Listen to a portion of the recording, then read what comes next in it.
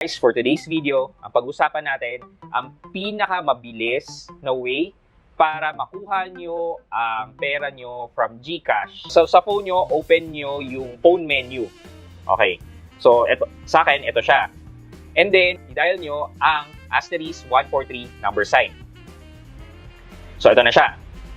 And then, press the call button. Okay.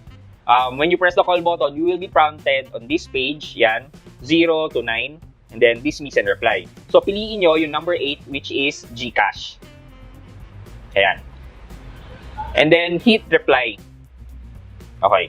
Next, mapupunta kayo, so mawawala yan, para mag-home yan, tapos babalik kayo ulit dito, mag-prompt ulit to. Lalabas naman, itong option 1 to 11. And then, piliin nyo, and this time, piliin nyo yung send money, which is number 5. Ayan. And then, click reply. Then, mapaprompt kayo ulit with another screen. Papapiliin kayo number 1 and number 2, which is GCash to GCash at back. So, reply nyo lang, and then select 1. Lalabas naman itong next screen na to, which is you need to enter the amount kung magkano yung ilalabas nyo yung pera. So, click reply, and then enter the amount. Tapos, on this page, after hitting reply, on the next page, you will be asked to enter a message. So, kahit na anong klaseng message, random message na pwede na yan. Or sabihin nyo test, or transfer money. Click reply, tapos enter nyo, yan. Ako, test send, nilagay ko, and then reply. Okay, eto na kung saan nyo ipapadala yung amount ng GCash nyo. So, kung meron kayong meron kayong ibang may GCash number, doon nyo ipapadala. So, dito nyo ilalagay yun. Or, kunyari, ka-cash out nyo na, punta kayo ng tindahan na pagka-cash outan nyo. This time, ang pwede nyo lang gawin dito, makapag-cash out kayo sa mga personal user.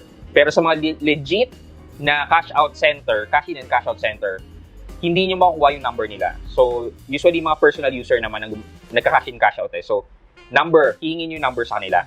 So, dito, click reply, and then i-enter nyo yung cellphone number. Ayan. Tapos, hit reply. Okay.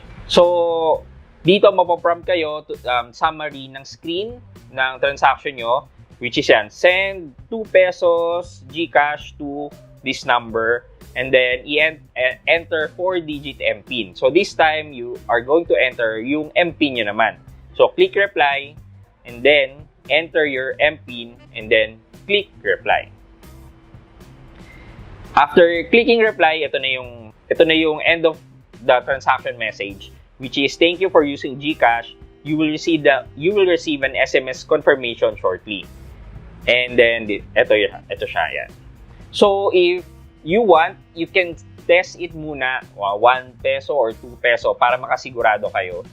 Ako, katulad nito, 2 pesos lang yung pinadala ko kasi testing lang naman and for recording para dito sa video na to. The most important thing is makuha nyo yung pera nyo. And then later nyo na problemahin kung paano nyo magagamit ulit yung GCash. Maybe next is file a ticket, yan, or call 2882 para maayos yung face verification. Kasi possible niyan magka-face verification kayo ulit para kayo nag-apply ng panibagong GCash. Parang ganun. Tapos, every time na maglalagay na kayo, tama na dapat yung lalabas. This goes to also other people na like may namatayan na, iba yung namatay na, yung may-ari, iba yung gumagamit. What you can only do is get your funds na naiwan doon. But, if in case na gusto mo pang gamitin, hindi na pwede siyang gamitin. Kasi kailangan na talaga kung sino yung may-ari, siya yung gagamit. Hopefully, makuha nyo yung pera nyo from GCash and then gumawa na lang kayo ng sarili nyong GCash or pag-file kayo ng ticket or yung sa iba na hindi naman sa kanila may-ari ng GCash, gumawa na lang kayo ng sarili nyong GCash account. So, kung may question kayo regarding this video, lagay nyo lang sa baba. Mag-iingat kayo guys ulit sa mga nagpapa-message sa Facebook or Messenger. Pag manghihingi ng OTP, it's a red flag. Okay? Yun ang pinakaunang-una. It's a red flag. So, pag may ganun na, medyo umiwas na kayo sa kanila.